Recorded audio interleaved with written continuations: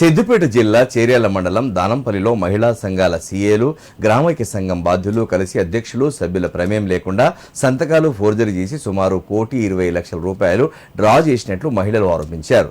ఈ మేరకు బాధ్యులపై క్రిమినల్ కేసులు నమోదు చేసి డబ్బులు రికవరీ చేయాలని డిమాండ్ చేస్తూ బ్యాంక్ ఎదుట ఆందోళన చేపట్టారు.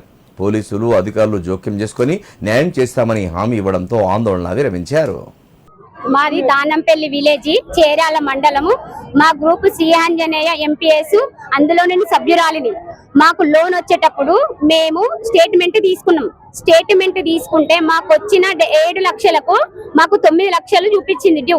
9 లక్షలు చూపిస్తే మేము 7 లక్షలు తీరినాక కూడా మాకు 2 లక్షలు డ్యూ చూపిస్తే మేము స్టేట్మెంట్ తీసుకుంటే అలా ఫ్రాడ్ చేసింది. సీఎం అమ్మ తన అమ్మాయి ఫ్రాడ్ చేసింది.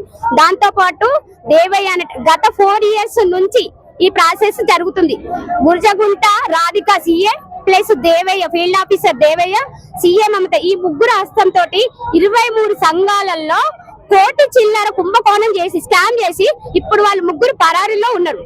మా ఇంట్లో మేము తాళ్ళు, పుస్తకాల తాళ్ళు, మా భూముల జాగాలు అమ్ముకునే పరిస్థితి వచ్చింది మాకు. ఇప్పుడు మాకు బ్యాంకు వాళ్ళు మేము రికవరీ ఎట్లా చేయాలో మేము మీ దగ్గర నుంచి అట్లా రికవరీ చేసి లీగల్ గా వెళ్తా అంటున్నాం.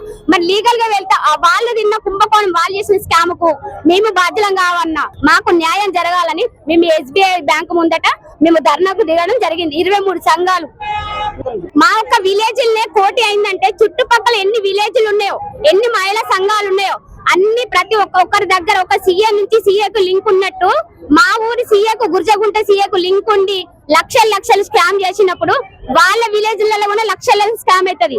ఈ సంఘటన ఏ విలేజ్ లో ఏ మహిళా సంఘాలకు జరగకుండా మాకు న్యాయం జరగాలి, వాళ్ళకు కఠినమైన శిక్ష విధించాలని మేము కోరుకుంటున్నాం.